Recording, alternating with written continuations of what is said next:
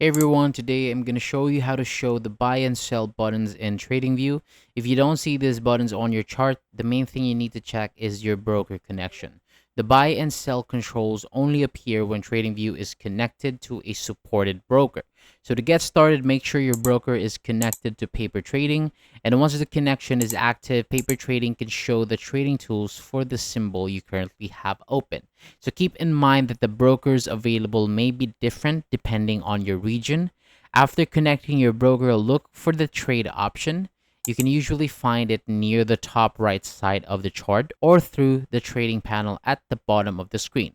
So open the trading section and then you should now see the buy and sell buttons for the symbol on your chart.